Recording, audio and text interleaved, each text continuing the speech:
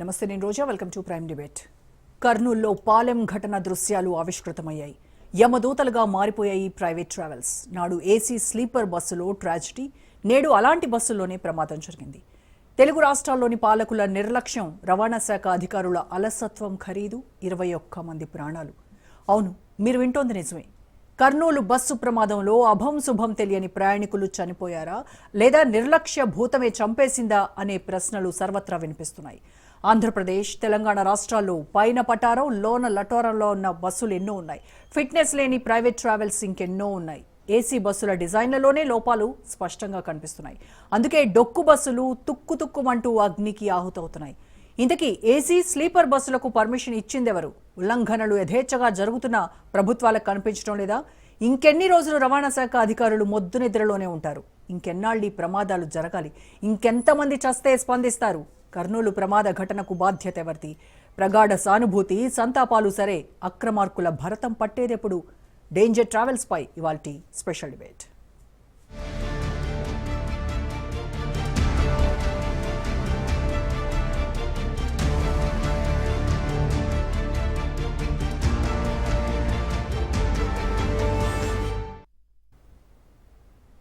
మాంసపు ముద్దలు, సీట్లలో అస్థిపంజరాలు, చెల్లాచెదురుగా మానవ అవశేషాలు. కర్నూలు బస్సు ప్రమాద ఘటనా స్థలిలో దృశ్యాలివి. చిన్న టేకూరు వద్ద జరిగిన దుర్ఘటన ఎన్నో కుటుంబాల్లో విషాదం నింపింది. 2025 అక్టోబర్ 24న జరిగిన బస్సు ప్రమాదంలో 21 మంది సజీవ దహనమయ్యారు. 2013లోనూ ఇలాంటి దుర్ఘటన జరిగింది. నాడు వనపర్తి జిల్లాలోని పాలెం వద్ద అక్టోబర్ 30న ఘోర ప్రమాదం జరిగింది. అప్పుడు 45 మంది ప్రయాణికులు అగ్నికి ఆహుతైపోయారు. సరిగ్గా 10 రోజుల క్రితం రాజస్థాన్లోనూ ఇదే తరహా ప్రమాదం జరిగి 20 మందికి పైగా ప్రాణాలు కోల్పోయారు. కొన్నేళ్లుగా ఏసీ స్లీపర్ బస్సుల్లో జరుగుతున్న ప్రమాద ఘటనలు ప్రయాణికుల్లో భయాందోళనలు రేకెత్తిస్తున్నాయి. రవాణా భద్రతపైనే సందేహాలు వ్యక్తమవుతున్నాయి.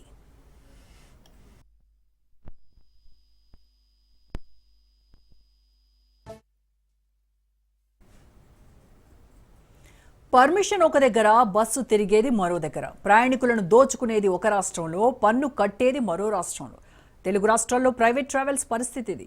2+1 విధానంతో స్లీపర్ సీట్లు ఏర్పాటు చేసుకునే అవకాశంతో పాటు పర్మిట్ పన్ను తక్కువగా ఉండటంతో తెలంగాణ, ఆంధ్రప్రదేశ్ ట్రావెల్స్ యజమానులు పొరుగు రాష్ట్రాల్లో దర్జాగా రిజిస్ట్రేషన్లు చేయించుకుంటున్నారు. అలాంటి బస్సులే నేడు యమపాసాలుగా మారుతున్నాయి. సాధారణంగా స్లీపర్ బస్సుల్లో ఎక్కువ మంది ప్రయాణికులు నిద్రలోనే ఉంటారు. సీట్లలో మెలకుగా ఉన్నవారు లేదా ప్రమాదం జరిగిన వెంటనే తేరుకున్నవారు మాత్రమే ప్రాణాలతో బయటపడే అవకాశం ఎక్కువ. అప్పర్ బర్త్ల్లో ఉన్నోళ్లు బయటపడటం చాలా క్లిష్టంగా ఉంటుంది. ఒక్కో స్లీపర్ బస్సులో 30 నుంచి 36 బెర్తులు ఉంటాయి. అదే మల్టీ యాక్సిల్ బస్సులు అయితే 36 నుంచి 40 మంది ప్రయాణించవచ్చు. ఒక్కో బెర్త్ 6 అడుగుల పొడవు, 2.6 అడుగుల వెడల్పులో ఉంటుంది. అయితే బెర్తులను అనుసంధానించే గ్యాలరీలతోనే అసలు సమస్య. ఇరుకుగా ఉండటంతో ఒకసారి ఒక వ్యక్తి మాత్రమే వెళ్లటానికి వీలుంటుంది. ప్రమాదాల సమయంలో ప్యాసింజర్లు ఇరుకైన ప్రాంతం నుంచి వేగంగా బయటకు రాలేకపోతున్నారు. ఇక స్లీపర్ బస్సుల ఎత్తు కూడా మరో సమస్యగా మారుతోంది. వీటి ఎత్తు 8 నుంచి 9 అడుగుల వరకు ఉంటుంది. ఒకవేళ బస్సు ఉన్నట్టుండి ఒకవైపుకు ఒరిగిపోయినప్పుడు ప్రయాణికులు కిటికీలను లేదా ఎమర్జెన్సీ ఎగ్జిట్లను చేరటం కష్టం. ఆ ఎత్తు వల్ల రెస్క్యూ ఆపరేషన్కు తీవ్ర ఆటంకం కలుగుతోంది. కర్నూలు ప్రమాద ఘటన సమయంలో ఇలాంటి సమస్యలే వచ్చాయని ప్రత్యక్ష సాక్షులు చెబుతున్నారు.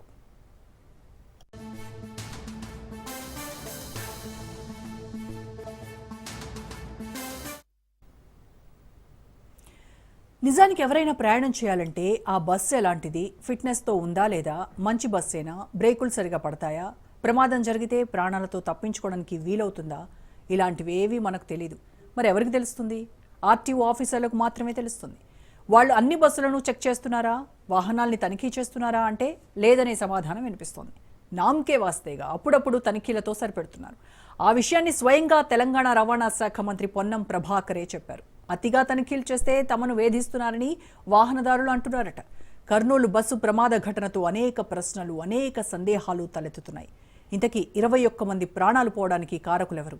అర్ధరాత్రి డ్రైవింగ్ చేస్తున్న బైకర్దా, యాక్సిడెంట్ చేసిన డ్రైవర్దా, నిబంధనలు ఉల్లంఘిస్తున్నా పట్టించుకోని రవాణా శాఖ అధికారులదా?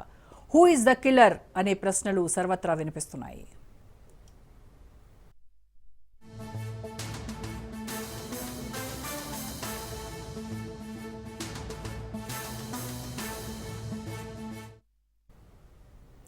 ఏసీ స్లీపర్ బస్సులను తొలుత పశ్చిమ దేశాల్లో నడిపేవారు. సిటీల మధ్య వినోద ప్రయాణాల కోసం మాత్రమే వినియోగించేవారు. ఆ తర్వాత ప్రజా రవాణాలో భాగమయ్యాయి. అయితే వీటిల్లో జరుగుతున్న ప్రమాదాల కారణంగా కొన్ని దేశాలు స్లీపర్ బస్సుల వినియోగాన్ని తగ్గించుకుంటూ ఉన్నాయి. చైనాలో 2009 తర్వాత నుంచి 13 స్లీపర్ బస్సు ప్రమాదాలు జరిగి 252 మంది ప్రాణాలు కోల్పోయారు. దీంతో 2012లో స్లీపర్ బస్సుల రిజిస్ట్రేషన్లను నిలిపేసింది డ్రాగన్ కంట్రీ. అందుకే ఇండియాలోనూ బ్యాన్ చేయాలని కొందరు డిమాండ్ చేస్తారు. రైట్, ఇక డిబేట్లోకి వెళ్దాం. డిబేట్లో పార్టిసిపేట్ చేస్తున్నారు ప్రముఖ రాజకీయ సామాజిక విశ్లేషకులు సీనియర్ జర్నలిస్ట్ అయినటువంటి కోటేశ్వరరావు గారు, అండ్ అలాగే Telangana tours and travels association నుంచి గోపాల్ రెడ్డి గారు మనతో జాయిన్ అయ్యారు. అలాగే తుర్లపాటి నాగభూషణ్ రావు గారు, ప్రముఖ విశ్లేషకులు, ముగ్గురు మనతో జాయిన్ అవుతున్నారు. నమస్కారం అండి. కోటేశ్వరరావు గారు, ముందుగా మీతో స్టార్ట్ చేస్తాను. ఏంటి సార్ ఇంత ఘోరం, ఇంత దారుణం? అసలు ఊపిరి సలపనేటువంటి మంటల్లో పసిపిల్లలతో సహా క్షణాల్లోనే కాలి బూడిదైపోయినటువంటి సందర్భము, పాలెం ఘటనను మళ్ళీ రిపీట్ చేసిందా అన్నటువంటి షాక్కి గురి చేసింది. మార్నింగ్ లేవగానే ఇలాంటి న్యూస్తో మనసంతా కకావికలమైనటువంటి పరిస్థితి.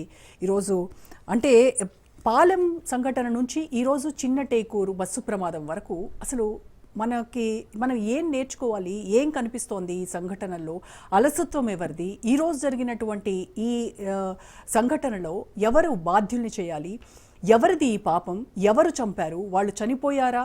లేదు, ఖచ్చితంగా చంపబడ్డారు అన్నట్టుగానే మనకి తెలుస్తుంది. అంటే దీనికి కారకులు ఎవరంటారు? బైకర్దే పాపమా లేకపోతే డ్రైవర్ది పాపమా? మీ విశ్లేషణ ఏంటి దీనిపైన? ముందుగా ఊహించని అనూహ్యమైనటువంటి ఈ విషాద ఘటనలో మరణించినటువంటి వాళ్ళందరికీ కూడా మనం సంతాపం తెలపాలి. అదేవిధంగా గాయపడినటువంటి వారందరూ కూడా సురక్షితంగా కోలుకోవాలని కూడా మనం కోరుకోవాలి. అందుకు అవసరమైనటువంటి ఏర్పాట్లన్నింటినీ కూడా ప్రభుత్వాలు చేయాలనేది ముందుగా చెప్పుకోవాలి. ప్రమాదం అనేటువంటి దానికి వచ్చేసరికి దానికి దారి తీసినటువంటి కారణాలు ఏమిటి అనేటువంటిది ఇంకా పూర్తిగా అఫీషియల్ గా వెల్లడి కాలేదు. కానీ మీడియాలో వచ్చినటువంటి వార్తలు వీటిని బట్టి మాత్రమే మనం ఈ సందర్భంగా కొన్ని అంశాలని మనం చెప్పుకోవాల్సి వస్తుంది. వాటికి ఉండేటువంటి పరిమితులను కూడా మనం గమనంలో ఉంచుకోవాలి. ఒకటి మాత్రం స్పష్టం, ప్రైవేటు ట్రావెల్స్ బస్సులు వేగంతో, అత్యధిక అపరిమితమైనటువంటి వేగంతో ప్రయాణించడం అనేటువంటిది ఒక ప్రమాదానికి లేకపోతే ప్రాణాలు అరచేత పట్టుకొని ప్రయాణించేటువంటి పరిస్థితి మనం చూస్తున్నాం. ఆర్టీసీ బస్సుల్లో స్పీడ్ లిమిట్ ఉంటుంది.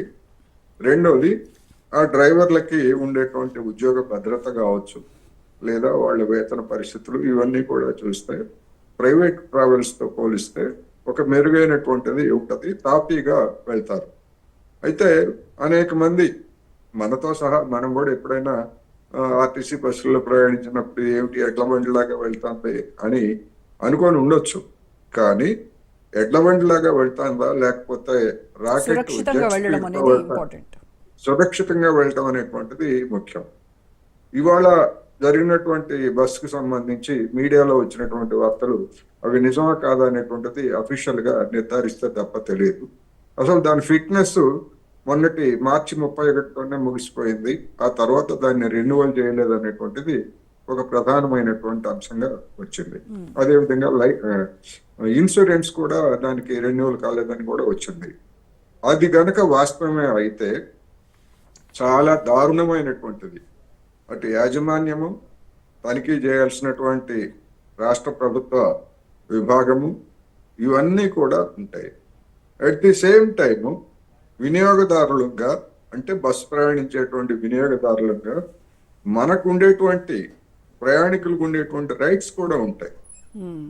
ఖచ్చితంగా ఈ బస్సు ఎప్పుడు తనిఖీ చేయబడింది, ఫిట్నెస్ ఎప్పుడు వచ్చింది, ఏమిటి అనేటువంటిది మనం టికెట్ కొనబోయే ముందు విధిగా ఆయా ఏదైతే ప్రైవేట్ సంస్థలు విక్రయిస్తాయో మనకి, వాటిలో ఆ టికెట్ మీదనే కనుక ఉండేట్లయితే అది నిజంగా ఫిట్నెస్ ఉందా లేదా అనేటువంటిది ఒక ఇన్సూరెన్స్. సరే, తప్పుడు సమాచారం ఇచ్చి తప్పుడు దాన్ని ముద్రిస్తే అది డెఫినెట్ గా అది వేరే సమస్యలకు దారితీస్తుంది.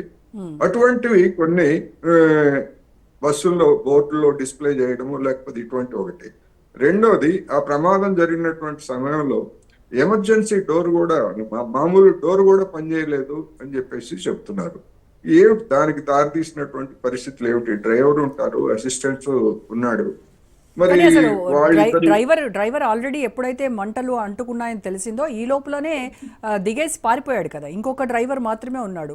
అయితే ఈ అతను వోల్వో బస్సెస్ కి మనం ఎంటర్ అయ్యేటువంటి డోర్ దగ్గర ఉండే ఆ డోర్ యాక్సెస్ అనేది ఈ డ్రైవర్ల దగ్గరే ఉంటుంది. వాళ్ళు ఓపెన్ చేస్తేనే కానీ ఓపెన్ అవ్వనటువంటి పరిస్థితి. సో అతనే లేకపోయేసరికి ఇంకా ఆ డోర్ ఓపెన్ అయ్యేటువంటి ఛాన్సే లేకుండా పోయింది. అది ఛాన్స్ పోయింది. కానీ ప్రమాదాలు జరిగినప్పుడు దానికి ప్రత్యామ్నాయంగా డోర్లు ఓపెన్ చేసుకునేటువంటి ఏర్పాట్లు లేకపోతే, ఇప్పుడు డ్రైవర్ అయినా మనిషే గనక తన ప్రాణాన్ని తాను రక్షించుకోవడానికి ఆ విధమైనటువంటిది చేయొచ్చు. మనం ఆ విషయంలో డ్రైవర్ని పూర్తిగా మనం తప్పుపట్టలేము. రెండో డ్రైవర్ ఉంటారు. రెండో డ్రైవర్ ఉన్నాడా? మామూలుగా అయితే ఆర్టీసీ బస్సులు లాంగ్ రూట్ లో వెళ్ళేటువంటి వాళ్ళకి ఆర్టీసీ బస్సులో అయితే ఇద్దరు డ్రైవర్లు ఉంటారు. కానీ ప్రైవేట్ ట్రావెల్స్ లో నాకు తెలిసినంత వరకు ఒక అసిస్టెంట్ ఉంటాడు తప్ప అతనికి డ్రైవింగ్ వచ్చో రాదో తెలియదు, వచ్చుండొచ్చు కూడా, కానీ ఇద్దరు డ్రైవర్లు అయితే మాత్రం ఉండదు. ఎందుకంటే జెట్ స్పీడ్ తోటి వెళ్ళిపోయి మళ్ళా ఇటువంటివన్నీ కూడా ఒక యాజమాన్య నిర్లక్ష్యము. అదే విధంగా దాన్ని పర్యవేక్షించాల్సినటువంటి స్పీడ్ లిమిట్ ఎందుకు పెట్టట్లేదు ప్రైవేట్ బస్సులకి? ఆర్టీసీ బస్సులకి సరే, ఆర్టీసీ స్వచ్ఛందంగా పెట్టుకుందని చెప్పేసి అనుకోవచ్చు, కానీ ప్రయాణికుల భద్రత రీత్యా ప్రైవేట్ బస్సులకు కూడా పెట్టాల్సినటువంటి అవసరం మనకు కనిపిస్తా ఉంది. అనేక సందర్భాల్లో అతివేగంతో ప్రమాదాలు జరిగినట్లు గతంలో రిపోర్ట్లు వచ్చాయి. అందుకని దీని మీద అసలు ఆంధ్రప్రదేశ్ ప్రభుత్వం కావచ్చు, తెలంగాణ ప్రభుత్వం కావచ్చు, ఎందుకంటే రెండు రాష్ట్రాల మధ్య ఈ రెండు రాష్ట్రాలకు సంబంధించినటువంటి బస్సులు మూడో రాష్ట్రానికి కూడా తిరుగుతున్నాయి.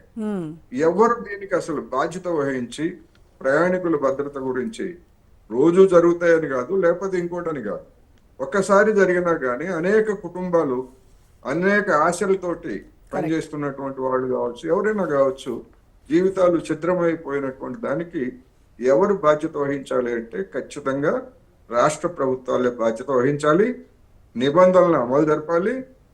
అదేవిధంగా బస్సుల యొక్క తయారీ, బాడీ బిల్డింగ్ కావచ్చు, లేదా సీట్లు కావచ్చు, స్లీపర్స్ కావచ్చు, అవన్నీ కూడా ప్రమాణాలకి లేదా ప్రమాదాలు జరిగితే ఏ విధంగా తప్పించుకోవడానికి అనుగుణంగా ఉన్నాయా లేదా అనేటువంటిది ఫిట్నెస్, అన్ని రకాల ఫిట్నెస్ ఇవ్వాల్సినటువంటి యంత్రాంగం ఏ గుడ్డి గుర్రాలకు పళ్ళు దొంగతున్నది అనేటువంటిది ఇవాళ ఈ ఉదంతంతో ఒక ప్రశ్నగా వచ్చిందనేది నా అభిప్రాయం. ఎస్. సో గోపాల్ రెడ్డి గారు, ఎందుకు స్లీపర్ బస్సుల్లోనే మనం గత కొంతకాలంగా చూస్తే ఎందుకు ఇలాంటి ప్రమాదాలు చోటు చేసుకుంటూ ఉన్నాయి? గత 10 రోజుల క్రితం చూస్తే రాజస్థాన్లో కూడా ఒక ఓల్వో బస్సు ఇలాగే అగ్నికి ఆహుతైనటువంటి సంఘటన. దానిలో కూడా 20 మంది పైగా ప్రయాణికులు కాలి బూడిదైపోయారు, మనకు చూసాం. ఇప్పుడు ఈరోజు మళ్ళీ ఈ కర్నూలు జిల్లాలో ఇప్పుడు జరిగినటువంటి ఓల్వో బస్సు సంఘటన. అయితే మేజర్గా ప్రైవేట్ ట్రావెల్స్ అరాచకాల పైన ఎక్కువగా ఈరోజు ప్రజలు మాట్లాడుతూ ఉన్నారు. సీటింగ్ బస్కి రిజిస్ట్రేషన్ చేయించుకొని దానికి ఆల్టరేషన్ చేయించుకొని స్లీపర్ బస్సుగా మార్చి యథేచ్ఛగా దందాలు సాగిస్తూ ఉన్నారు. దాని గురించి పట్టించుకునే నాథుడు లేడు. ఎవరైనా అధికారులు ప్రశ్నిస్తే వాళ్ళకి చేతులు తడపడము, మళ్ళీ యథావిధిగా వాళ్ళ పని వాళ్ళు చేసుకోవడం జరుగుతుంది. ఇది నిత్యకృత్యం అయిపోయింది. అయితే ఇవాల్టి ఎపిసోడ్, ఇవాల్టి జరిగినటువంటి ఈ సంఘటనలో చూస్తే ఇప్పటి వరకు కూడా ఆ కావేరీకి సంబంధించినటువంటి బస్సు యాజమాన్యం స్పందించలేదు అనంటే, ఇంతమంది ప్రాణాలు గాల్లో కలిసిపోయాయి, వాళ్ళ కుటుంబాలన్నీ శోకసంద్రంలో మునిగిపోయాయి, కుటుంబాలు రోడ్డున పడ్డాయి. అయినప్పటికీ కూడాను అట్లీస్ట్ ఒక్కసారి కూడా వాళ్ళు స్పందించకపోవడానికి ఇంత నిర్లక్ష్యం ఏంటి? ఏం జరుగుతుందంటారు? మేడం, దీని వలన చాలా అందరికీ బాధాకరంగా ఉంది. వాళ్ళు చనిపోవడం అనేది చాలా బాధాకరం.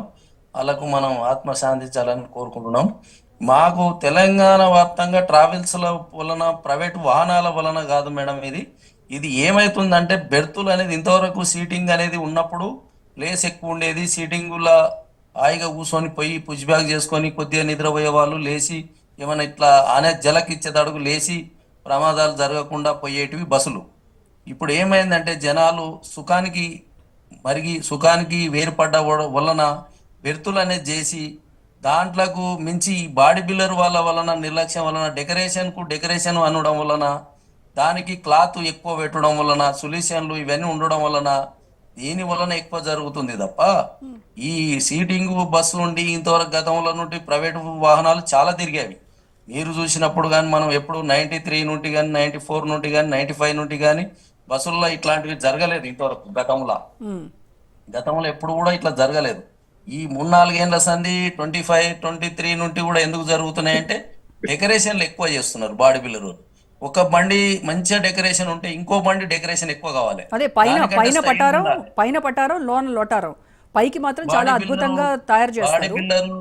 బాడీ బిల్డర్ నిర్లక్ష్యం వలన బాడీ బిల్డర్ స్ట్రోకులు డబ్బులు చేసి పైసలు తక్కువ తీసుకొని చేసడం వలన ఈ రిజిస్ట్రేషన్ కావడం వలన ఎంత డెకరేషన్ అంటే ఎంత సీటుకు ఛార్జింగ్ అనడం, సీటుకు వైరింగ్ ల్యాప్టాప్ ఆన్ కావడం, ఇలాంటి వలన ఏమైతుందంటే వైరింగ్ ఏడబడితే ఆడ తీసుకునే తలకు షార్ట్ సర్కిల్ అవుతుంది.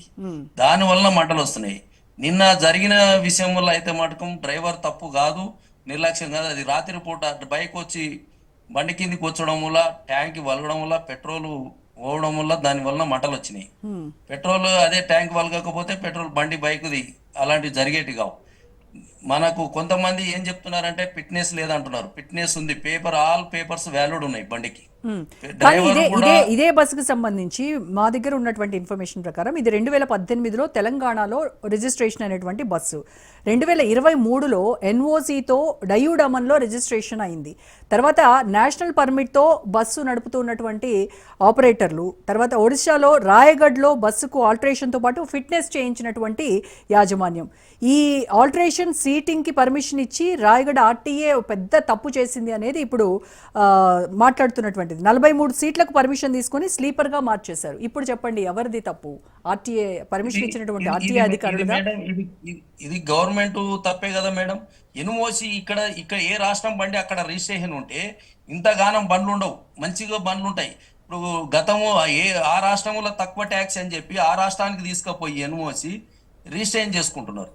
అదే తెలంగాణ కానీ ఆంధ్ర కానీ ట్యాక్స్ ఎక్కువ ఉంది అని చెప్పి నాగాలాండ్ ఏంది, మన ఛత్తీస్గఢ్ ఏంది, ఇక్కడ ఇన్ని రాష్ట్రాలకు తీసుకుపోయి రిజిస్ట్రేషన్ చేసుకొని ఆల్ ఇండియా పర్మిట్ అని వేసుకొని తిరుగుతున్నాయి. ఏ రాష్ట్రం బండి ఆ రాష్ట్రంలో రిజిస్ట్రేషన్, ఏ రాష్ట్రం బండి ఆ రాష్ట్రంలో రిజిస్ట్రేషన్ ఉండాలని గవర్నమెంట్ రూల్స్ పెడితే ఇలాంటివి జరగవు. కొద్దిగా చెకింగ్లు మంచిగా అవుతాయి. అంటే రూల్స్ ఉన్నాయా గోపాల్ రెడ్డి గారు? అలా ఏ రాష్ట్రానికి సంబంధించిన వెహికల్ ఆ రాష్ట్రంలో రిజిస్టర్ చేయాలి ప్రైవేట్ ట్రావెల్స్ కి సంబంధించి అనేది ఒక రూల్ అయితే ఉంది కదా? ఉంది మేడం, అది ఉంది ఆల్రెడీ. మీరు గతంలో కూడా చూసుకోండి, మహారాష్ట్రలో తమిళనాడులో ఇది ఆల్ ఇండియా పర్మిట్ నడవదు, మీరు ఏ రాష్ట్రం బండి ఆ రాష్ట్రంలో చేసుకోవాలి, ఆ స్టేట్ ట్యాక్సీ కట్టిపోవాలని చెప్పి కూడా కోర్టు కూడా కొట్టేసింది. అదే పాటింపు అన్ని ఏపీ కానీ తెలంగాణ కానీ చేయమని అడుగుతున్నాం. గతంలో తమిళనాడు, కేరళ, ఆంధ్రప్రదేశ్ అనేది రిసల్ ప్రోగ్రామ్ అగ్రిమెంట్ ఉంటే బండ్లో యాక్సిడెంట్లు కావు. మనకు టూరిస్ట్ ఎక్కువ పోయే వాళ్ళు ఉంటే అప్పుడు ఈ బండ్లలో పోరు, సీట్లలో తక్కువ, బెర్తుల్లో తక్కువ పోతారు, సీట్లలో యాత్రలు బండి తీసుకుపోతారు. బెంగళూరు పోవాలన్నా ఒక 20 మంది జతాయి బండి తీసుకపోతే మా సీటింగ్ బండ్లు పోతే ఏమవుతుందంటే నిమ్మలంగా 2-3 గంటలు పోయి ఆపుకొని నిదానంగా పోతారు. ఈ బండి రాత్రి 10 గంటలకు ఎక్కితే పొద్దుగాల 5 గంటలకు దిగాలి. ఎలా పోతుంది మేడం? మనం ప్రజలే ఓపిక లేకుండా అయింది, ఓపిక నశించింది. దానికి నో ఎంట్రీ అని చెప్పి ట్రాఫిక్ వాళ్ళది ఎక్కువ ఇబ్బంది అవుతుంది. మనకు ట్రాఫిక్ వాళ్ళు ఇబ్బంది అయ్యి వాళ్ళు ఏం చేస్తున్నారు, 10 గంటల తర్వాత బండి బయలుదేరుతుంది, 10 గంటలకు బయలుదేరి పొద్దుగాల 5 గంటలకు బెంగళూరులో దింపమని మీరే అర్జెంట్ ఉంది అంటారు పబ్లిక్. ఎలా దింపుతాడు బండి? మినిమం 100 స్పీడ్ పోవాలి, మినిమం 90 దాటాలి, మినిమం 85 పోతే 80 పోతే. అంటే బస్సులో ప్రయాణిస్తున్నటువంటి ప్రయాణికులు కూడా ఫోర్స్ చేస్తున్నారా ఫాస్ట్ గా వెళ్ళాలి అని? 100% మేడం. మీరు కావాలంటే ఎంక్వైరీ కూడా చేసుకోవచ్చు, బస్సుల్లో పోయేటోళ్ళను డ్రైవర్లను ఎంక్వైరీ చేసుకోవచ్చు. ఇది 100%. మాకు పొద్దుగాల దింపాలి, లేట్ అయితే ఒక ½ అవర్ లేట్ అయితే ఈడియల్ తీసుకోవడం, యూట్యూబ్లో పెట్టడం. కానీ నా సెల్ఫ్ ఎక్స్పీరియన్స్ మీకు ఒకటి చెప్పమంటారా? నేను హైదరాబాద్ టు షిరిడి ఇలాంటి ప్రైవేట్ ట్రావెల్స్ స్లీపర్ బస్ ఒకటి బుక్ చేసుకొని టికెట్ బుక్ చేసుకొని వెళ్తున్నాము. అయితే ఒకే డ్రైవర్ ఏంటి అని అంటే పండగల సీజన్ కాబట్టి డ్రైవర్స్ ఎక్కువగా వేరే స్టేట్స్కి వెళ్తూ ఉన్నారు. సో ఒక్కడనే ఉన్నాను అని చెప్పారు, ఒక అసిస్టెంట్ ఉన్నాడు. అదే ట్రావెల్స్కి సంబంధించి ఇంకొక బస్ కూడా వెళ్తూ ఉన్నారు. సైమల్టేనియస్గా ఒకళ్ళొకళ్ళు పోటీ పెట్టుకొని మరీ వెళ్తున్నారు. ఏంటి అని అంటే వాళ్ళకంటే వీళ్ళకి పోటీ, ముందు నేను వెళ్ళాలి అనేది. మరి అప్పుడు ఎవరిదంటారు తప్పు? అది అది అంటే మనకు పోటీ లేకుండా పోవాలనేది మనం ఓనర్లం మేము కూడా చెప్పుకోవాలి. ఓనర్సే డ్రైవర్లకు చెప్తున్నారు కూడా ఎవరు ఫాస్ట్ గా వెళ్తారు, ఎవరు మళ్ళీ రిటర్న్ వస్తారు అనేది వాళ్ళకు ఒక పోటీ. అంటే ఎవరి అదే మేడం, ప్రాణాలతో మీరు పోటీలు పెట్టుకుంటున్నారు, ఎవరి ప్రాణాలతో ఆటలు ఆడుతున్నాయి మేడం, ప్రైవేట్ ట్రావెల్స్. ప్రాణాల కొరకని కాదు, మీరు కొద్దిగా వినండి, దానికి మనకు చూడండి ఒకసారి, మీరు కూడా ఆలోచించండి. ఏమైతుందంటే లేట్ గా వెళ్ళడం వల్ల బండి నో ఎంట్రీ సిటీలకు రావడం వల్ల లేట్ గా వెళ్ళడం వల్ల దానికి ఏమైతుందంటే మన బండి ముందు పోతే మనకు టికెట్లు ఏమైనా దొరుకుతాయేమో, మనం ముందు పోతే ఈ బండిలో ఇంకో నెక్స్ట్ ఎక్కుతారేమో అనే ఆలోచన. ఇదే సిటీ అవుట్ కట్లో పెట్టండి, మీరు అవుట్ కట్ల లోపల నుండి ఎక్కండి, 6 గంటలకు బండ్లు వెళ్ళండి, 7 గంటలకు వెళ్ళండి, పొద్దుగాల 5 గంటల వరకు బండ్లు పోతాయి, ఏం యాక్సిడెంట్లు కావు. అయితే ఈ మొత్తం గోపాల్ రెడ్డి గారు, చెప్పండి. ప్రజలదే స్లీపర్ బస్సులు బుక్ చేసుకోవడము, స్లీపర్ బస్సుల్లో సుఖంగా ప్రయాణించాలనుకోవడము, ప్రజల్లో వచ్చినటువంటి మార్పు వాళ్ళదే తప్పు అన్నట్టుగా మీరు మాట్లాడుతున్నారు కదా. మరి దానికి తగ్గట్టుగానే లెట్ మీ కంప్లీట్. దానికి తగ్గట్టుగానే మీరు టికెట్ రేట్లు వసూలు చేస్తున్నారు కదా. టీవీలు, వైఫైలు, ఏసీలు, ల్యాప్టాప్లు, మీరు కూర్చొని చక్కగా పడుకొని కూడా మీరు మీ పని చేసుకోవచ్చు అని ఇంత హంగు ఆర్భాటం ఇంత ప్రచారం చేస్తారు కదా. మరి మీరు మా దగ్గర వసూలు చేసేటువంటి టికెట్కి సరిపడా మాకు కంఫర్ట్స్, మాకు ఫెసిలిటీస్ ఇవి ఎంతవరకు మీరు ప్రొవైడ్ చేస్తున్నారు, ఎంతవరకు సేఫ్టీ ప్రికాషన్స్ అనేవి మీరు అసలు పాటిస్తున్నారు ఆ బస్సులో? మేడం, మీరు ఒక్కసారి దీని గురించి సమాధానం చెప్తే వినండి. ఇప్పుడు అదే మీరు అన్నట్టు అవన్నీ ఇవ్వాలంటే ఇవన్నీ వైరింగ్ ఎక్కువ చేయాల్సి వస్తుంది. కరెంటు మొత్తం బండికి మొత్తం కరెంట్ ఇవ్వాల్సి వస్తుంది. అర్థింగ్ ఏడబడితే ఆడ అర్థింగ్ ఇవ్వాల్సి వస్తుంది. మనకు అన్ని లేకుండా ఒక్క నైటు వైఫై లేకుండా ల్యాప్టాప్లు పెట్టుకోకుండా పోగలిగితే మన ప్రాణాలు బతికించుకోగలుగుతాం కదా. ఒక్క 10 గంటలు మనం అవన్నీ బస్సుల్లో ఎందుకు మనకు అట్లా ఇంతవరకు ఎందుకో జరగలేదు. రైట్ అండి, ఓకే. నాగభూషణరావు గారు, ఎస్ నాగభూషణరావు గారు, మీరు గోపాల్ రెడ్డి గారు మాట్లాడిన వ్యాఖ్యలతో మీరు ఏకీభవిస్తారా? ఖచ్చితంగా చెప్పాలంటే ఏకీభవించట్లేదు. ఆయన వ్యాపార దృక్పథంతో మాట్లాడుతున్నారు. ఖచ్చితంగా ఇది ఆయన చెప్పిన దాంట్లో చాలా అవాస్తవికత ఉంది. మొత్తం తప్పంతా కూడా ప్రయాణికులదే. వాళ్ళు వెళ్ళిపోతున్నారు, వాళ్ళు ఈ సౌకర్యాలన్నీ అడుగుతున్నారు. సౌకర్యాలు అడగట్లేదు, సౌకర్యాలు ఉంటే వాటిని వాడుకుంటున్నారు. వీళ్ళు ప్రొవైడ్ చేస్తున్నారు, సౌకర్యాలను వీళ్ళు ప్రొవైడ్ చేస్తున్నారు, వీళ్ళు ప్రొవైడ్ చేస్తారు. మనం ఆప్ట్ చేసుకుంటున్నాం. మనం ఒక సినిమా హాల్ ఉందమ్మా, ఒక సినిమా రిలీజ్ అయింది, కొత్త సినిమా, అది నాన్ ఏసీలో ఉంది, ఏసీలో ఉంది, 2 చోట్ల ఉన్నప్పుడు మనం కంపారిజన్ గా మనం చూసుకుంటాం. అంత మాత్రం చేత మనం ఏదో ఏసీ హాల్లోనే సినిమా చూడాలి అని మనం ఏం కోరుకోవట్లేదు కదా. అంతకుముందు స్లీపర్ కోచ్లు లేవు ఆయన అన్నట్టుగానే. ఒక విషయం చాలా స్పష్టంగా చెప్పాలమ్మా, ఇందాక గోపాల్ రెడ్డి గారు అన్నారు ఈ టైంకు కొంచెం లేట్ అయితే టైమింగ్స్ సరిగ్గా ఉండవు అన్నారు. కాదు, టైమింగ్స్ వాళ్ళు ఇస్తున్నారు.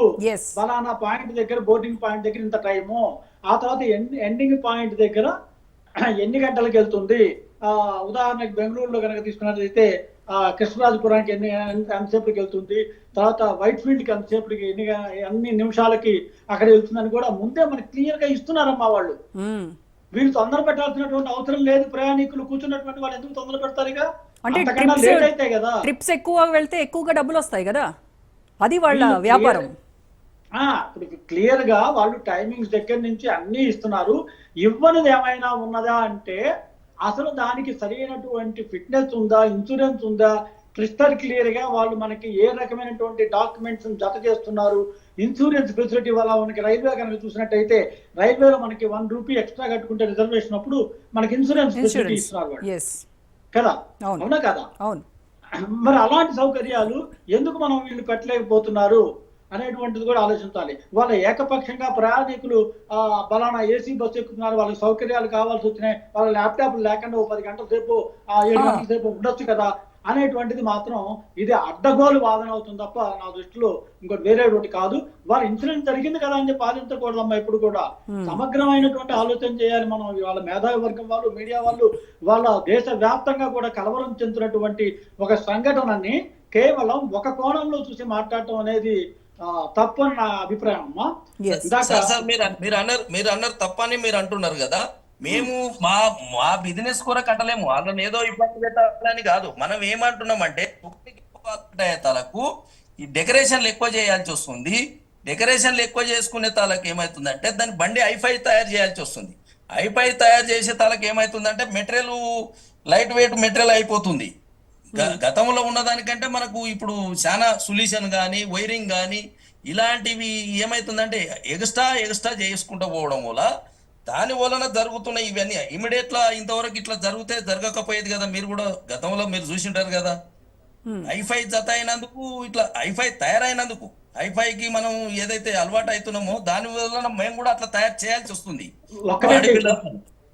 ఒక్క మాట గోపాలరెడ్డి గారు, మీరు అన్నది కరెక్టేనండి. కానీ అన్ని రంగాల్లో కూడా సౌకర్యవంతమైనటువంటి విషయాలు వచ్చినాయి కాబట్టి దీంట్లో కూడా సౌకర్యవంతమైనటువంటి ఒక పరుగు నడుస్తున్నది కాదంటల్లా.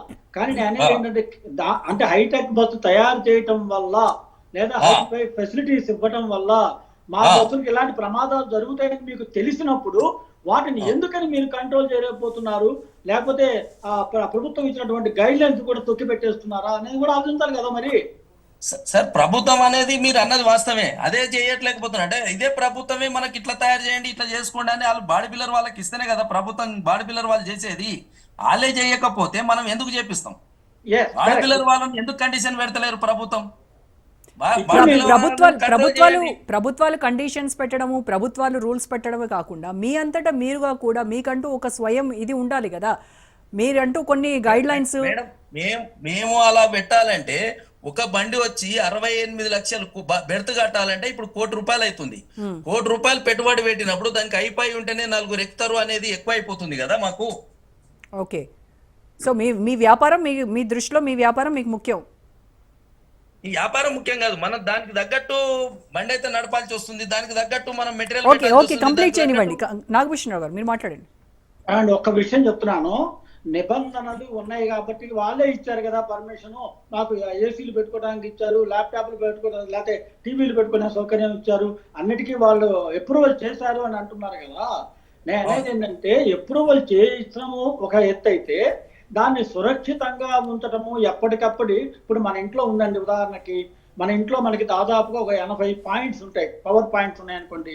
80 పవర్ పాయింట్లు సరిగ్గా ఉన్నాయా లేదా అని మనం ఎలక్ట్రీషియన్ పిలిచి అప్పుడప్పుడు చెక్ చేయించుకుంటామా లేదా, ఏమైనా చిన్నపాటి తేడా వస్తే చూసుకున్నాం, లేదా మన కారు విషయం తీసుకున్నాం, మన కారులో ఏమైనా చిన్నపాటి ఏమైనా ఇబ్బంది వస్తే వెంటనే దాన్ని చెక్ చేసుకుంటున్నామా లేదా.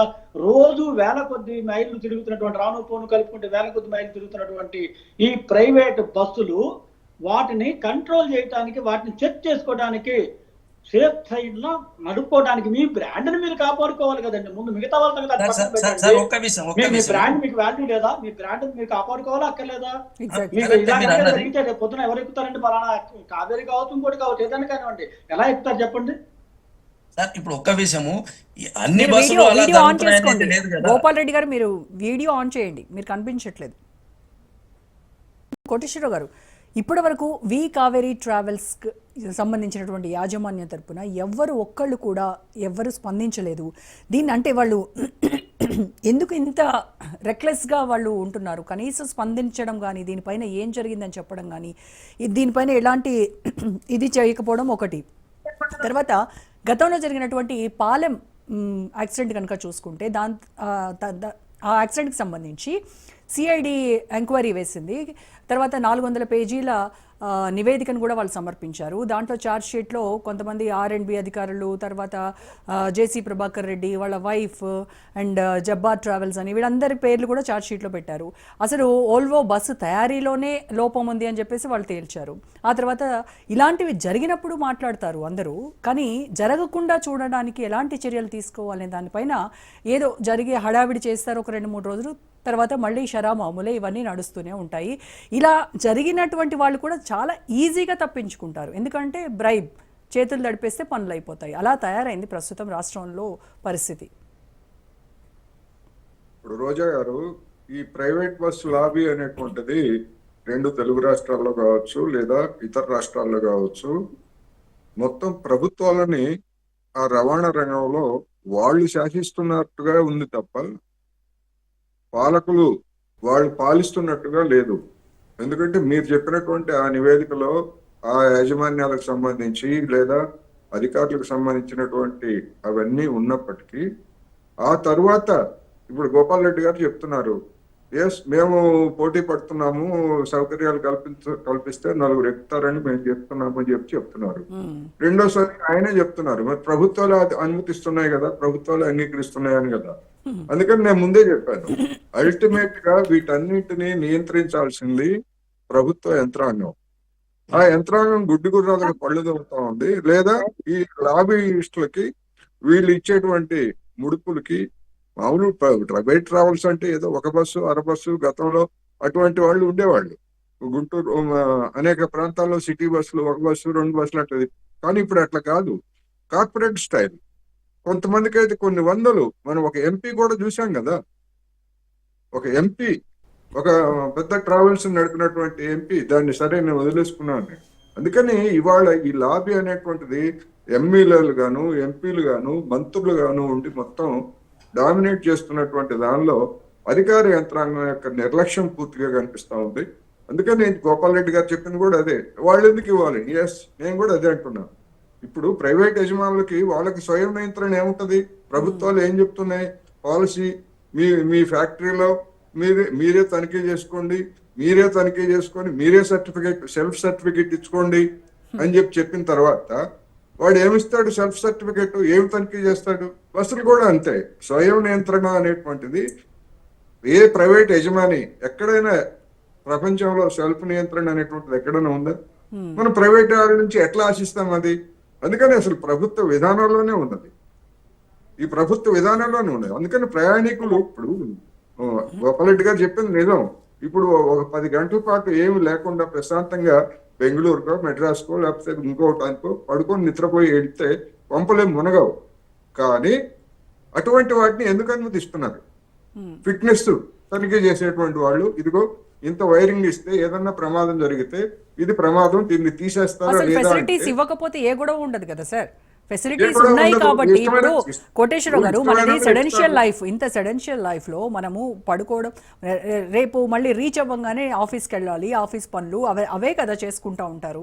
సో అలాంటిప్పుడు కూడా మనం తప్పు పట్టడానికి లేదు కదా, ఆ వర్క్ చేసుకునే. అందుకనే మన యొక్క పనిలో వచ్చినటువంటి స్వభావంలో కూడా ఉన్నది.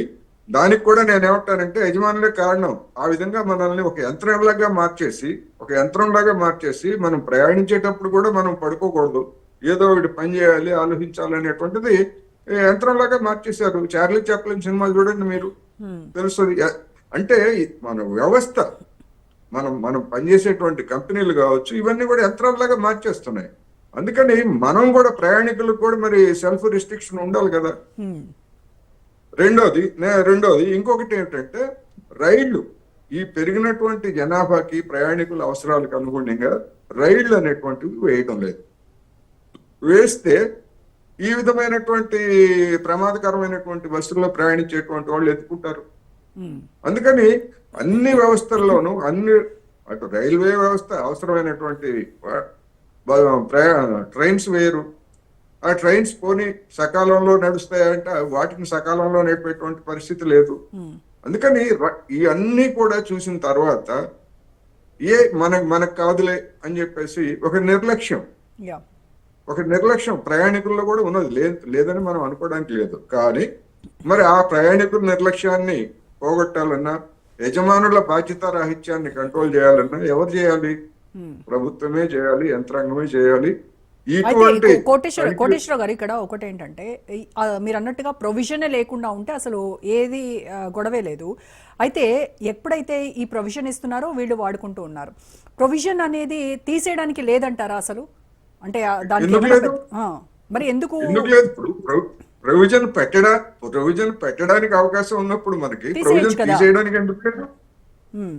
కానీ ఇప్పుడు మనం చూసినటువంటి ఈ యాక్సిడెంట్స్ లో ఈ ల్యాప్టాప్స్ వల్ల షార్ట్ సర్క్యూట్ అయ్యో అలా జరిగినవి కాదు, ఓవర్ స్పీడ్ తో జరిగినవే ఉన్నాయి. పాలెం విషయంలో కూడా అంతే, ఓవర్ స్పీడ్ తో ఒక కార్ని ఓవర్టేక్ చేయబోయి అక్కడ కల్వర్ట్కి ఢీకొని అది దాంట్లో మంటలు, అంటే అక్కడ డీజిల్ ట్యాంకర్ లీక్ అయిపోయి మంటలు వచ్చినటువంటి సందర్భం. ఇప్పుడు కూడా అంతే.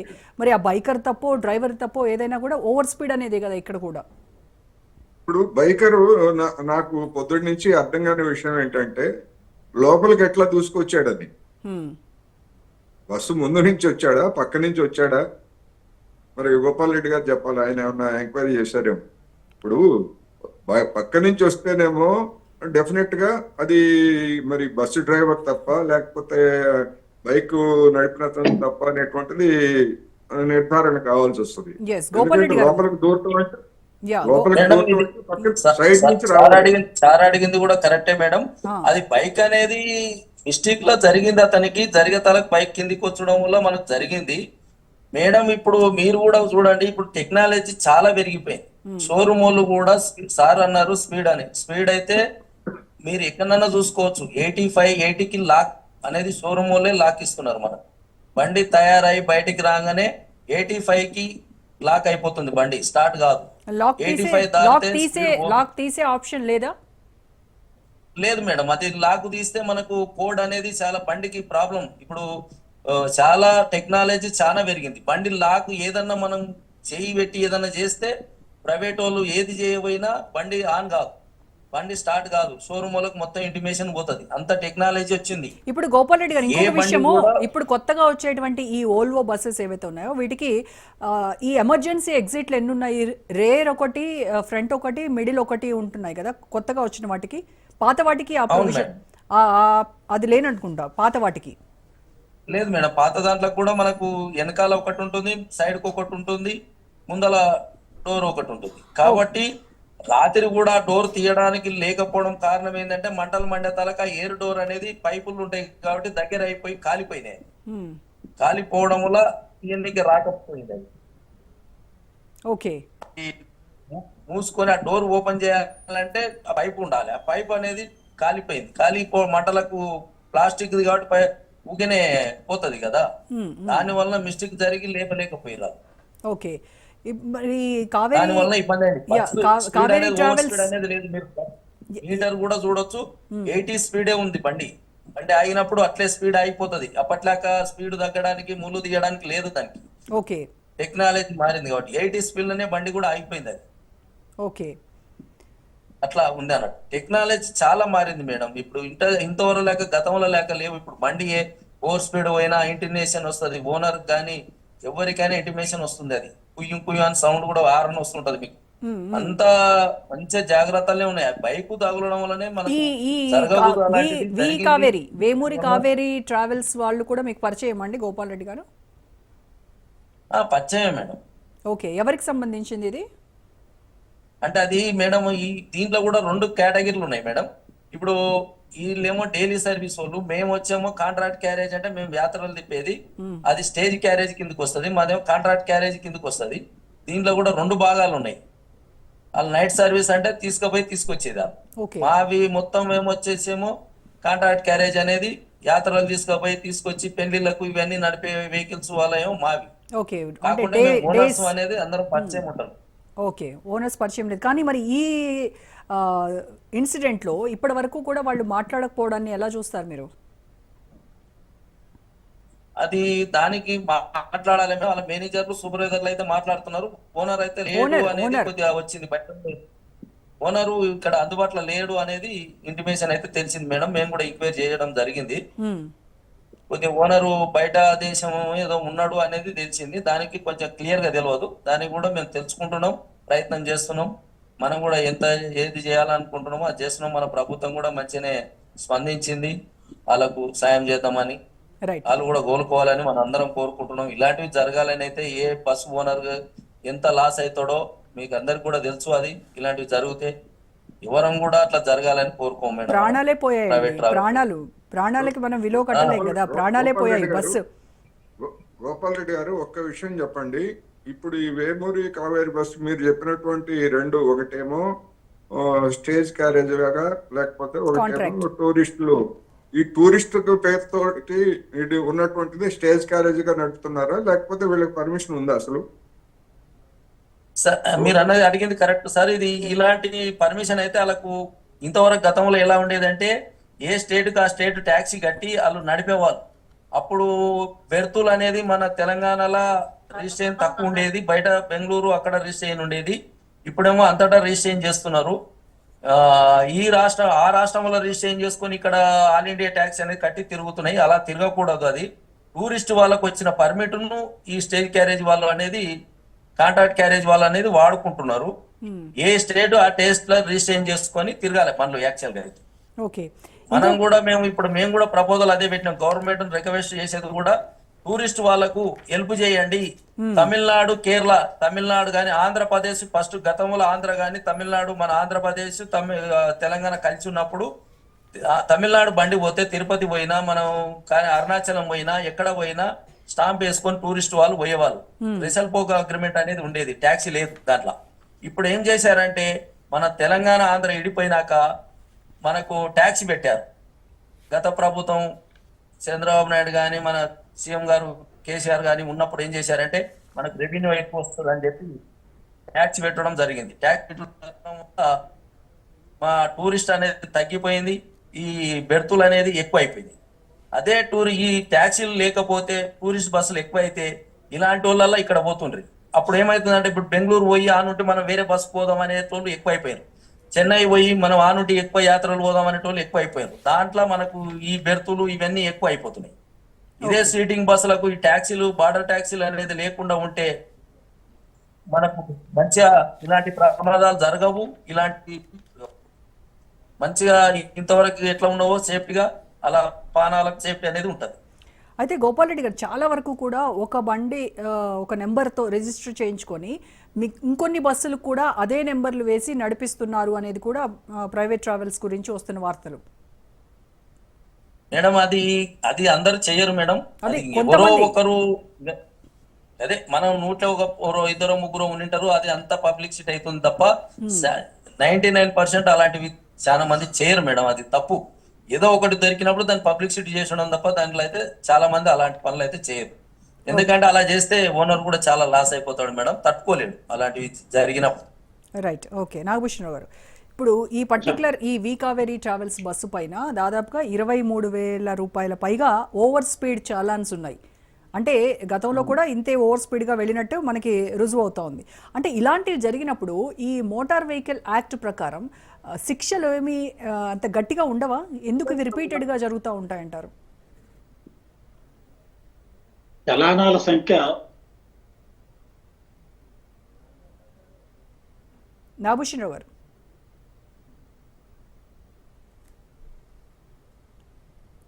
హలో.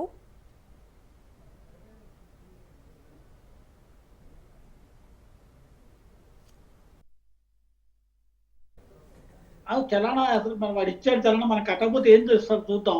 అంతగా వస్తే మన రాజకీయ పలుకుబడి ఉపయోగిద్దాము, లేకపోతే డబ్బులు వెదజల్లుదాము, ఏదో రకంగా దాన్ని మాఫీ చేసుకుందాము అనేటువంటి కఠినమైనటువంటి చట్టం. ఇప్పుడు ఇందాక కోటేశ్వరరావు గారు కానీ వీళ్ళు చెప్పినటువంటి విషయాలు ఏంటంటే అన్ని మార్గదర్శకాలు ఉన్నాయండి మనకి. చట్టాన్ని ఇప్పుడు ఏమీ ఉన్నట్టుగా ఇప్పటికిప్పుడు ఏమీ మార్చాల్సినటువంటి అవసరం లేదు.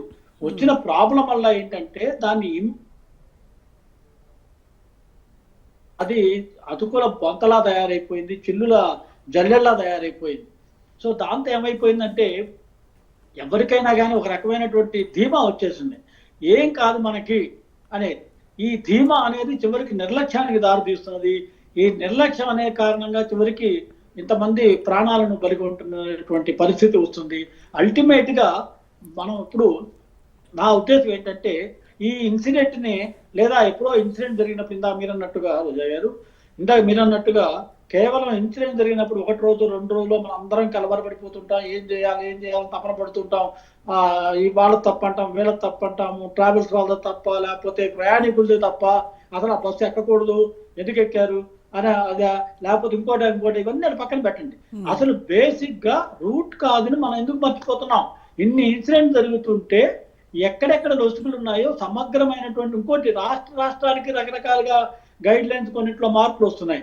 ఒక బండికి ఒక చోటేమో ఫిట్నెస్ సర్టిఫికెట్, ఒక చోటనేమో సీటింగ్ స్లీపర్స్ గా మార్చేది, ఇంకో చోట రిజిస్ట్రేషన్. ఏమిటి తతంగం అంతా? ఒక వెహికల్ కి ఇన్ని రకాలైనటువంటి చోట్లకి తిరుగుతున్నటువంటి పరిస్థితి వస్తే కాదు. ఒక వెహికల్ ఒక దేశం మొత్తానికి ఒక రకంగానే ఉండాలి. నువ్వు ఎక్కడికి పోయినా కానీ నువ్వు తప్పించుకునేటువంటి వీలు లేనటువంటి పరిస్థితి రావాలి. ఇందుకు ముందు ఎలాంటి లొసుగులు ఉన్నాయో చట్టాలు పెద్దగా మార్చాల్సిన అవసరం లేదు, మార్గదర్శకాలు ఉన్నాయి మనకి. వాటిని ఇంప్లిమెంటేషన్ విషయంలో ఉన్నటువంటి లొసుగులు ఏమిటో ఒక కమిటీనో ఏదో వేసి దాన్ని అందరూ మేధావులు, అధికారులు, ప్రజలు అందరూ కూడా కలిసి, వాళ్ళ ప్రజాప్రతినిధులు అందరూ కలిసి ఆలోచించగలిగితే ఒక సొల్యూషన్ తీసుకురావాలన్నమాట. కామన్ సొల్యూషన్ లేకపోతే ఇలాంటి బుడగలు వస్తుంటాయి, ఒక్కొక్కసారి చాలా ప్రళయానికి కూడా దారి తీస్తుంటాయి. చాలా ఇబ్బందికరమైనటువంటి వాతావరణం. ఇవాళ చూడండి నిండు ప్రాణాలు ఎలా బలైపోయాయి పాప ఆ ఇన్సిడెంట్లు. కాబట్టి ఏంటంటే విధి విధానాలు ఎలా ఉన్నాయి అనేది, ఒకవేళ రుసుగులు ఉన్నాయని కనుక మనం అనుకున్నట్టయితే ఖచ్చితంగా అవి ఏమిటో గుర్తించడానికి ఒక కమిటీ వేయాలి. అదే అంతర్రాష్ట్ర కమిటీ కలిపి వేస్తారా, లేకపోతే విడివిడిగా వేస్తారా, లేకపోతే జాతీయ స్థాయిలో మోడీ గారు చొరవ తీసుకుని ఏమన్నా ఏర్పాటు చేస్తారా? ఇప్పటికైనా మించిపోయింది లేదు. కనీసం ఇంకొక ప్రమాదాన్ని మనం గురించి మాట్లాడేటువంటి పరిస్థితి రాకుండా ఇదే చివరి ప్రమాదం అయితే బాగుండు అనిపిస్తోంది. దయచేసి ఈ చాలండి బాబోయ్, మా వల్ల కాదు, మాకు 2000 కాకపోతే 3000 పెట్టుకుంటామండి టికెట్కి, దాని సంపాదేగా ఇక్కడ నుంచి నేను బెంగళూరు వెళ్ళే లోపు నా ప్రాణం ఉంటుందో లేదో తెలియదు నాకు. వాళ్ళు టికెట్ ఇచ్చారా లేకపోతే యమపురికి టికెట్ ఇచ్చారో తెలియట్లేదు నాకు. కరెక్ట్. గమ్యానికి ఎలా చేస్తానో నాకే అర్థం అట్లా పడుకున్న తర్వాత నేను గమ్యానికి చేస్తానో లేకపోతే అగమ్యంగా నా బతుకు ఇంకటి అయిపోతుంది అనేటువంటి పరిస్థితి వచ్చినప్పుడు, అంటే ఎన్నో ఆశలు, బతుకుపైన ఎన్నో ఆశలు, ఎన్నో ఊహలతో బతుకుతూ ఉంటాం. ఎంతో మంది ఊహలు ఉన్నాయండి. చిన్నపిల్లలు ఉన్నారు, సాఫ్ట్వేర్ ఎంప్లాయీస్ ఉన్నారు, రకరకాల ఉద్యోగులు, వృత్తిరీత్యా కార్మికులు కూడా కొంతమంది వెళ్తూ ఉంటారు. కాబట్టి ఏంటంటే ఇవాళ మనం కోడిగుడ్డు మీద ఈకలు పీకినట్టు. ఇంకొక విషయం ఏంటంటే నాగభూషణరావు గారు, ఇప్పుడు ఇలాంటి యాక్సిడెంట్స్ లో ఒక యాక్సిడెంట్ అయ్యి ఒక ప్రాణం పోయింది అని అంటే ఆ ఒక్క ప్రాణంతోనే కాదు, ఆ కుటుంబం మొత్తం వాళ్ళందరూ కూడా రోడ్డు మీద పడతారు, వాళ్ళ పెద్ద దిక్కు కోల్పోతారు. ఇప్పుడు రోజా గారు చివరిగా ఒక విషయం చెప్పదలుచుకున్నాను. దీని మీద నేను ఒకసారి ఒక చోట ఒక పల్లెలో టీ తాగుతున్నాను, నేషనల్ హైవే మీద పోతూనే ఒక పల్లెలోకి ఆగి టీ తాగుతుంటే అతను నేను అడిగాను, ఏమయ్యా రాంగ్ రూట్ లో వెళ్ళిపోతుంటారు, మేమేమో 70-80 కిలోమీటర్ల స్పీడ్తో మా కారు వెళ్ళిపోతుంటుంది, మీరు రాంగ్ రూట్ లో ఎందుకు వస్తున్నారు, మోటార్ సైకిల్ వాళ్ళు కానీ ట్రాక్టర్లు కానీ ఎందుకు వస్తున్నారు అని నేను అడిగానండి. అడిగితే వాడు ఒక విషయం చెప్పాడు, అది మీ దృష్టికి తీసుకొస్తున్నాను, ఇంతవరకు నేను అక్కడ చెప్పలేదు కానీ ఇప్పుడు సందర్భం వచ్చిన చెప్తున్నాను. అదే ఆయన అన్నది ఏంటంటే, అయ్యా మేమేం కావాలని క్రాస్ చేయాలి, మా ప్రాణాలు మేము తెచ్చుకోమండి, కాకపోతే ఈ నేషనల్ హైవే వేసేటప్పుడే పల్లెవాసుల యొక్క అవసరాలను తొక్కేశారు. మాకు పొలాలు అటువైపు ఉంటాయండి, లేకపోతే ఊరే రోడ్డు నేషనల్ హైవే డివైడర్స్ పెట్టేసి డివైడర్ రోడ్లుగా తయారు చేసిన తర్వాత మేము అటు వెళ్ళాలి అంటే మేము సర్వీస్ రోడ్డు కూడా అన్ని చోట్ల ఉండలేదు, మేము ఇటు వెళ్ళి 5 కిలోమీటర్ల ముందుకెళ్ళి యూటర్న్ తిరిగి మళ్ళీ 4 కిలోమీటర్లు 5 కిలోమీటర్లు వస్తున్నా కానీ మా ఊర్లో ఉన్నటువంటి ఆ ఎదురుకుండా ఉన్న పొలానికి కూడా వెళ్ళలేనటువంటి దౌర్భాగ్య స్థితిలో మేము ఇటువంటి సాహసాలు చేస్తున్నాం. వాళ్ళేమో డివైడర్లు పెడుతున్నారు, మేము ఈ గుణపాలు పెట్టి మేము రాత్రి అక్కడ చిన్న వైడెన్ చేసుకున్న మా అంతటా మేము వెళ్ళిపోతున్నాము, మేము అందుకని వైలేట్ చేయాల్సి వస్తుంది అంటున్నారు. మరి వాళ్ళు అంటే ఏంటంటే ప్రాజెక్టులు, పెద్ద ప్రాజెక్టులు తీసుకొచ్చేటప్పుడు ప్రజల యొక్క మనోభావాలు, పల్లెల యొక్క మనోభావాలు, అక్కడేమి అండర్ పాసులు లేవు, తర్వాత ఫ్లైఓవర్స్ లేవు, చాలా ఊర్లలో లేవండి. ఇవాళ మనం విజయవాడ వెళ్తుంటే హైదరాబాద్ నుంచి 8-9 చోట్ల చాలా డేంజరస్ స్పాట్స్ అని ఈ మధ్యనే నేషనల్ కేంద్ర మంత్రి కూడా గుర్తించారు. దాన్ని సరి చేయాల్సిన అవసరం ఇంకా ఉంది. ఇది దౌర్భాగ్య పరిస్థితి. అంటే ప్రాజెక్టు ఏర్పాటప్పుడే జాతీయ రహదారి మేమంతా కాంక్రీట్ ఆలోచనలు తప్ప వీళ్ళకి ప్రజల గురించి ఆలోచించట్లేదా? అసలు దేశంలో 146 కోట్ల మంది పైన జనాభా ఉంటే ప్రజల అవసరాలు తీరుస్తామని చెప్పి ఇవన్నీ పెద్ద ప్రాజెక్టులు పెట్టి ఇదే అభివృద్ధి అనడానికంటే ఆ ప్రాజెక్టు సరిగా సరిగా చేస్తున్నామా లేదని ఆలోచించాలి కదా. అక్కడి నుంచి మొదలు పెడతామండి మనం. ముందు అసలు ఎక్కడెక్కడ లోపాలు ఉన్నాయో అవన్నీ సరి చేసుకుంటూ పోవాలి. రైట్ అండి. సో కోటేశ్వరరావు గారు, ఇప్పుడు మనకి నాగభూషణరావు గారు చెప్పినట్టుగా ఇది ఇంతటితో ఇప్పుడు జరిగినటువంటి ప్రమాదం లాస్ట్ ఇంకా జరగకుండా ఉండాలి, ముందు మళ్ళీ పునరావృతం అవ్వకుండా ఉండాలి అని అంటే ఇప్పుడు లెక్కల ప్రకారం చూస్తే దాదాపుగా 75% బస్సులు సాంకేతిక ప్రమాణాలను పాటించట్లేదు అని చెప్తూ ఉన్నారు. అంటే ఈ నిర్లక్ష్యం ఖరీదు 21 ప్రాణాలని బలి తీసుకుంది ఈరోజు. సో ఈ పునరావృతం అవ్వకుండా ఉండాలని అంటే మార్పు అనేది ఎక్కడ రావాలంటారు కోటేశ్వరరావు గారు? మార్పు అనేది ముందు ప్రభుత్వం నుంచి రావాలి, ప్రభుత్వ యంత్రాంగం నుంచి రావాలి. ఈ నిబంధనలో ఉన్నటువంటి లోపాలని ఎట్లా ఉల్లంఘిస్తున్నారు అనేటువంటిది అర్థమైన తర్వాత మొత్తం దేశవ్యాప్తంగా ఒకే విధమైనటువంటి విధానాలని అనుసరించాల్సినటువంటి అవసరం ఉన్నది.